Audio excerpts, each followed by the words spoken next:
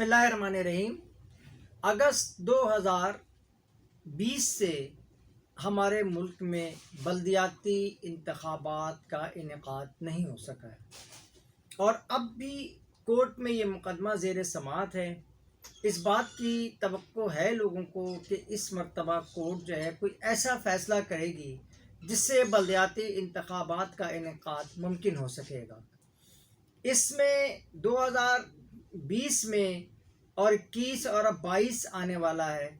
इस पूरे अरसे में जो शहर के बल्दियाती नुमाइंदे नहीं होने की वजह से शहर में सूबाई हुकूमत को, जो पाकिस्तान पीपल्स पार्टी की है, उसको खुली छूट मिली हुई है।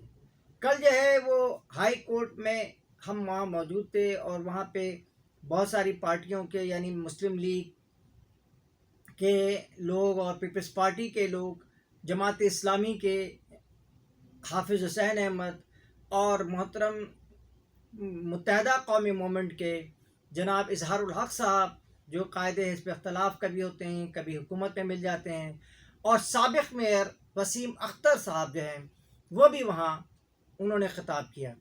आइए सबसे पहले और अलीम आदिल शेख जो हमारे तहरीक इंसाफ के हैं, तो उनका कहना ये क्या क्या है।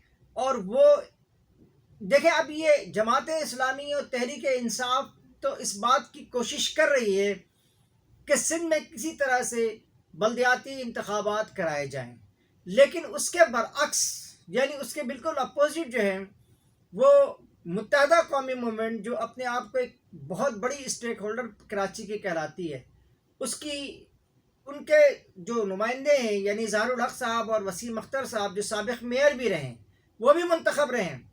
और वो मेयर तो वो थे, जो वसीम अख्तर साहब ऐसे भी मेयर थे कि जो ये कहते थे कि मेरे पास इख्तियार नहीं है, मेरे पास इख्तियार नहीं है, लेकिन उसके बावजूद भी उन्होंने अपने पूरे 4 साल मुकम्मल किए। आइए देखते हैं कि इस वक्त इजहारुल हक साहब और वसीम अख्तर साहब की गुफ्तगू क्या है। जी, वो उन्होंने कल प्रेस कॉन्फ्रेंस जो की, उसमें उनकी क्या गुफ्तगू रही। बिस्मिल्लाहिर्रहमानिर्रहीम। जैसा कि आपके इल्म में है, जमात इस्लामी और पीटीआई की एक postponement of local bodies election के ख़िलाफ़ पटिशन दायर हुई भी थी हाई कोर्ट में। उसमें मैं अपने नाम से रिप्रेजेंट कर रहा था एमक्यूएम पाकिस्तान को और इंटरवीनर था।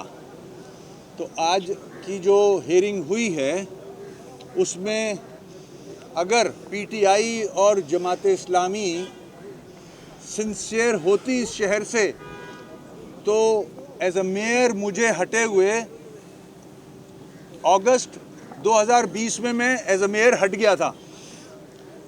कानून है 90 डेज़ में इलेक्शन होने चाहिए। किसी ने शोर नहीं मचाया, इन दोनों जमातों ने। 2 साल हो चुके हैं उस बात को।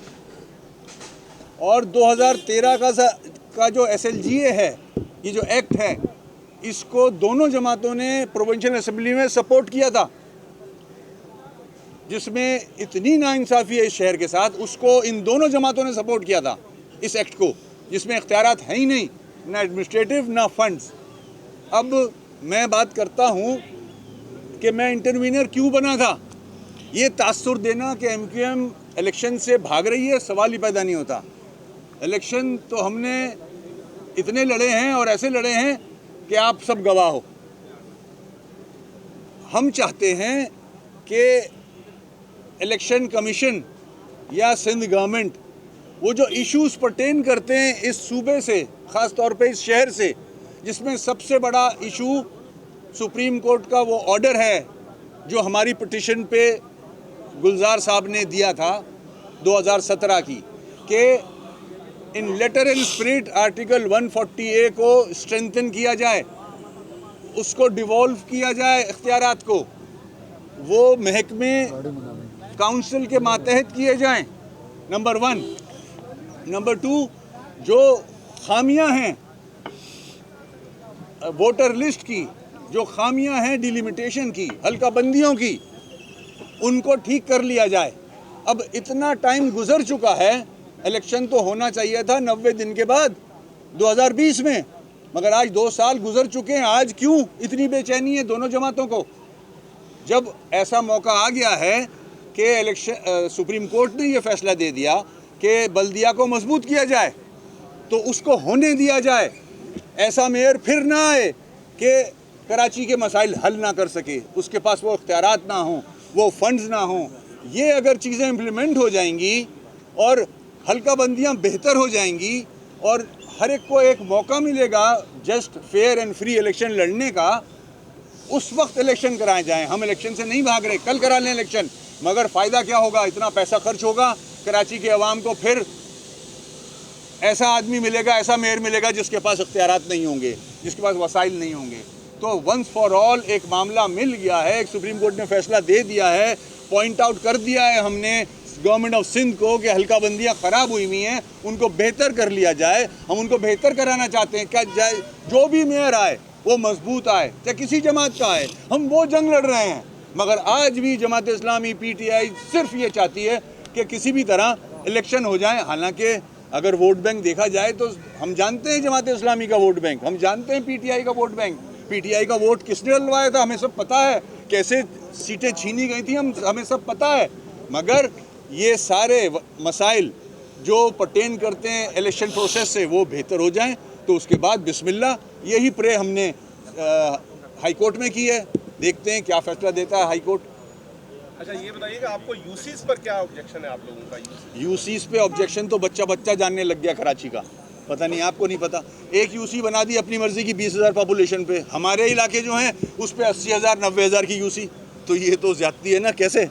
ये तो खुद जमात इस्लामी के जो चेयरमैन हैं यूसी के, उनको सवाल उठाना चाहिए कि नॉर्थ हैदराबाद की यूसी 80,000 पर है और मलीर की यूसी 31,000 पर है, तो ये तो उनको उठाना चाहिए।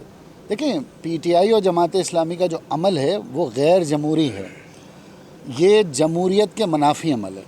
वो हमारा साथ दें, हमारे साथ खड़े हों। और वसीम भाई ने बिल्कुल सही कहा, PTI के तीनों MPAs ने पीपल्स पार्टी के इस लॉ की हिमायत की थी 2013 में।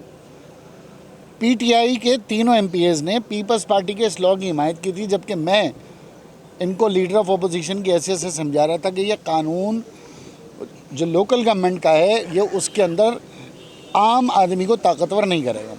और एक बात और भी है भाई, अब मसला ये कि दोनों जमातों का पैसा बहुत खर्च हो गया है। जमात इस्लामी के तो इन्वेस्टर भी भाग गए हैं और 3 बार पूरे कराची में एक चेयरमैन नॉर्थ हैदराबाद का पूरे कराची में अपना मुंह लगा रहा है या अपने पोस्टर लगा रहा है। इन्वेस्टर भी बेजार हो गया, कह रहे यार तुम्हारे तो कदम ही ईमान से जब से बढ़े इलेक्शन नहीं हो रहा। तो मसला इनका ये कि इनकी अपनी इन्वेस्टमेंट ज़ाया हो रही है। और जहाँ तक मैं बता दूँ भाई, देखो पूरा पिंड भी मर जाए ना तो तुम्हारा मेयर नहीं आना, ये पूरा पिंड मर जाए, ये ना PTI का आना है ना जमात इस्लामी का आना है। नहीं, अच्छा आप लोग हम इलेक्शन नहीं भागते, हम इलेक्शन में भगाते हैं। सर ये बताएं, अगर आप ये कह रहे हैं कि हम जो है इलेक्शन चाहते हैं लेकिन इख्तियारात आप इलेक्शन जीतने के बाद जिस तरीके से वसीम अख्तर पहले मेयर था, जब वो प्रेस कॉन्फ्रेंस करते थे तब असर होता था, क्या आप नहीं समझते मेयर हासिल करने के बाद अगर ये आप इख्तियारात का बात करेंगे तो अच्छे लगेगा? ये सुप्रीम कोर्ट क्या कीनिया की सुप्रीम कोर्ट है भाई। सुप्रीम कोर्ट ने फैसला दे दिया ना, तो हाई कोर्ट को हम ये कह रहे हैं कि जो सुप्रीम कोर्ट ने फैसला दिया है उस पे इलेक्शन कमीशन से अमल दरामद कराएं। अगर हाई कोर्ट, हमारी हाई कोर्ट तो खुद सुप्रीम कोर्ट के फैसले पे अमल दरामद कराने में हमारी मदद करे। ये तो कितनी अजीब बात होगी कि सुप्रीम कोर्ट के 2 फैसले हैं और मेरे सूबे की हाई कोर्ट वो फैसले पे अमल दरामद कराने में नाकाम हो जाती है और उन फैसलों की मौजूदगी में बल्दियाती इलेक्शन हो जाता है। तो मेरी सुप्रीम कोर्ट का, जिसमें चीफ जस्टिस सुप्रीम कोर्ट खुद मौजूद थे, आखिर उस फैसले की फिर हैसियत क्या रहेगी? तो हमारा तो मसला आईनी और सियासी है।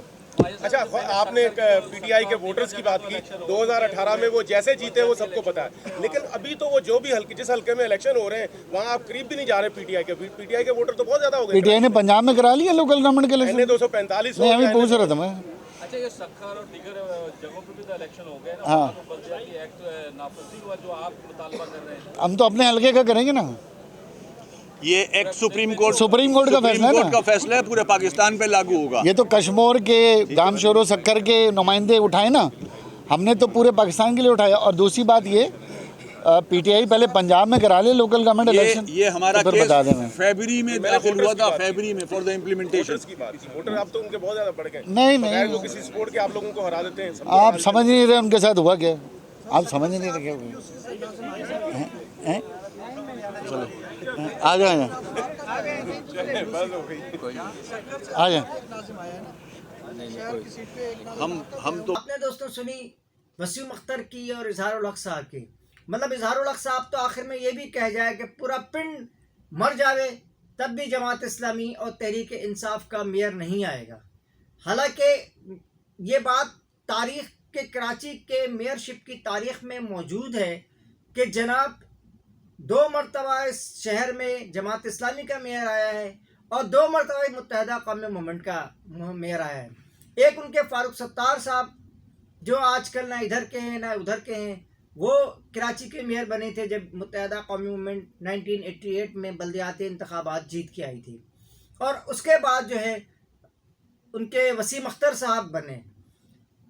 जो फारूक सत्तार साहब का दौर बिल्कुल शुरू का था और मुत्तहदा को ये मौजूद खदशा भी था कि अगर वो इस मरतबा कोई डिलीवर नहीं करते हैं तो, क्योंकि उससे पहले अब्दुल सत्तार अफगानी साहब जमात इस्लामी के बने। लेकिन जब फारूक सत्तार साहब हटे तो उसके बाद एक तवील अरसे तक जो है ना, यानी 4 साल के बाद जो इंतखाबात हुए तो उसमें जमात इस्लामी के नेमतुल्लाह खान साहब मुंतखब हुए और मुत्तहदा कौमी मूवमेंट के नहीं। उसके बाद जो है यहाँ पे मुत्तहदा कौमी मूवमेंट के एक और मेयर आए और उसी दौरान जो है इस शहर में गवर्नर जो थे वो मुत्तहदा कौमी मूवमेंट के डॉक्टर इशरतुल इबाद साहब थे और इशरतुल इबाद साहब ने उनको बहुत सपोर्ट किया। लेकिन उससे पहले नेमतुल्लाह खान साहब यहाँ के जो मेयर थे उन सब की कारकर्दगी सबके सामने है। और अब एक बिल्कुल एक तो ये आपने इनकी सुन ली कि ये कहते हैं कि नहीं जी इंतखाब नहीं हो, पहले दस्तूर में सही हो, अब पहले लिस्टें सही हों, पहले हल्काबंदियाँ सही हों और ये दुरुस्त हो, और ये सारे इंतखाबात ने डिले टैक्टिक के हैसियत से माने जाते हैं। और अब आपके देखें कि आप अली मादिल शेख जो हैं वो आपको क्या बता रहे हैं, उनका क्या कहना है। इस वक्त जो मुत्तहदा कौमी मूवमेंट जो आपके जनरल इलेक्शन में उन्होंने कुछ सीटें ले ली थी, लेकिन उसके बाद जो 2 इलेक्शन कराची में ख़ासतौर पे NA-45 के जो इलेक्शन हुए हैं उसमें ये पता चला है कि मुत्तहदा कौमी मूवमेंट जो है वो उसकी कोई हैसियत नहीं रह गई अब कराची में। उसके 2,500 या 3,000 वोट आए थे। आइए देखें कि अली मादिल शेख जिनकी पार्टी जो है कराची से कौमी असम्बली के भी जीत रही है, पहले भी जीती है और अब भी जीती है, और उसके बाद जो है अली मादिल शेख साहब से गुफ्तगू वो क्या बताते हैं। अली मादिल शेख साहब भिजवा दी है धरना रोकने के लिए, इलेक्शन कराने के लिए नहीं है। इस्लामाबाद भेजने के लिए पुलिस है, इलेक्शन कंडक्ट कराने के लिए नहीं है। यहाँ की सिंध की एडमिनिस्ट्रेशन, यहाँ के IG साहब, चीफ सेक्रेटरी साहब, ये सब गुलाम बने हुए हैं सिंध के हुक्मरानों के। इलेक्शन कमीशन और इनका गठजोड़ हो चुका है। ये मिल के इलेक्शन कमीशन तो इनका बगल बच्चा बना हुआ है। इलेक्शन कमीशन से जो दिल करते हैं वो Samiullah Kalimullah election commission government के उसमें डाल देता है कि ये IG साहब कह रहे हैं पुलिस नहीं है, चीफ सेक्रेटरी कहते हैं कि जी इलेक्शन कमीशन बाइख्तियार है, सरकारी वकील कहते हैं कि जो इलेक्शन कमीशन कहेगा वो करेंगे। आईनी मैं कहना चाहता हूँ इलेक्शन कमीशन के चीफ समेत, चीफ इलेक्शन कमिश्नर समेत जो इनके सूबाई जिम्मेदारान हैं, सबको फारिग हो जाना चाहिए। कोर्ट को इनको डिसमिस करना चाहिए, इनके ऊपर कंटेम्प्ट ऑफ कोर्ट लागू होना चाहिए। आइन कहता है कि इनकी आइनी जिम्मेदारी है कि इन्होंने इलेक्शन कराने हैं। जब खान साहब की हमने असेंबली डिसॉल्व हुई थी उस वक्त भी चीफ इलेक्शन कमिश्नर साहब आ गए थे कि जी हमारे पास तैयारी नहीं है। तो झक मारने के लिए बैठे हो, किस लिए बैठे हो इलेक्शन कमीशन में?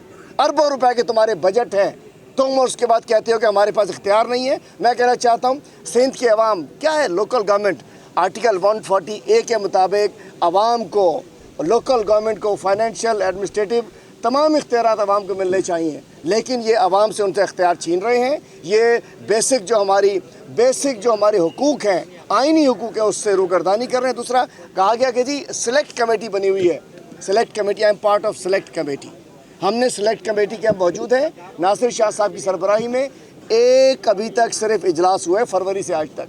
जिस सिलेक्ट कमेटी का हवाला दिया जाता है जो कि हमने इसके ऊपर बनाई थी कि जी सुप्रीम कोर्ट के ऑर्डर से ये इलेक्शन होना चाहिए, लेकिन ये भी था कि आर्टिकल 140A के तहत होना चाहिए। जिसका ये बहाना उठा रहे हैं उसकी भी एक हुआ है, एक इजलास हुआ है।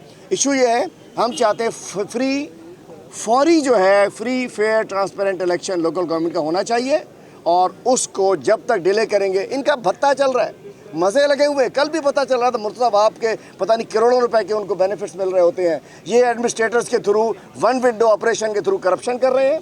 ये समझते हैं कि नुमाइंदा किसी का है, इनका है या हमारा है। और इलेक्शन अंदरूनी सिंध में इलेक्शन को कितने महीने हो चुके हैं, आज तक वहाँ कोई ना डिस्ट्रिक्ट काउंसिल के चेयरमैन आए, ना तहसीलों पे आए। सिंध गवर्नमेंट लोकल गवर्नमेंट के ज़रिए करप्शन करना चाहती है, जैसे सलाम मुतासरीन के ज़रिए करप्शन की। सलाम मुतासरीन की इमदाद तो नहीं दी, सलाम मुतासरीन को उन बेचारे उनके ज़ख्मों को इलेक्शन रोकने के लिए इस्तेमाल कर रहे हैं। हम कहते हैं फौरी, और हमें उम्मीद है आज चीफ जस्टिस साहब ने बड़े अच्छे अंदाज में केस सुना है। हमें उम्मीद है कि इंशाअल्लाह सच्चाई का बोलबाला होगा, हमें इंसाफ मिलेगा, और फौरी तौर पर कराची हैदराबाद डिवीज़न के इलेक्शन जो हारने के खौफ से इनकी कांपे टांग रही है सिंध हुकूमत की भी, और MKM बेचारी तो ना 3 में ना 13 में 0 + 0 + 0 = 0 रह गई है, इसलिए ये लोग भाग रहे हैं। थैंक यू जी सब दोस्तों, आपने अली मादिल शेख को सुना। इसके साथ ही अपने प्रोग्राम का अख्ताम करते हैं और आपसे गुजारिश करते हैं कि हमारे यूट्यूब के शुक्रगुजार रहें, जो आपको जो है ये सारी चीज़ें आपके सामने रखते हैं। एक चीज़ जो बहुत देखने में आई है कि बाद हमारे दोस्त जो हैं वो ग्रुपों में, व्हाट्सएप के ग्रुपों में इसको शेयर करते हैं। तो शेयर करने के बाद जो है लोग वो तस्वीर पर क्लिक करके उसको देख रहे हैं, जिसकी वजह से व्यूवर्स की तादाद जो है वो बहुत कम हो जाती है। लिहाजा मैं ये आपसे कहूँगा कि आप हमारे लिंक पे जो है क्लिक करें, और व्हाट्सएप वो यूट्यूब आएगा सामने आपके, और यूट्यूब में आप देखें तो उसमें आपको शेयर भी मिलेगा, उसमें सब्सक्राइबर भी मिलेगा, उसमें जो है आपके जो है बाकी चीज़ें भी जो शेयर करनी होंगी, और लाइक करना होगा, और सब्सक्राइब करना होगा, और बेल आइकन भी होगी। इन सब को भी आप इस्तेमाल करेंगे तब मेरी ये यूट्यूब का जो चैनल है ये कामयाबी से हमकिनार होगा। इसके साथ ही काजी जावेद को इजाज़त दीजिए। मुझे यकीन है कि आपको मेरी वीडियो पसंद आएगी। अल्लाह हाफिज़। अल्लाह आपको भी सलामत रखे और खुश रखे। अल्लाह हाफिज़।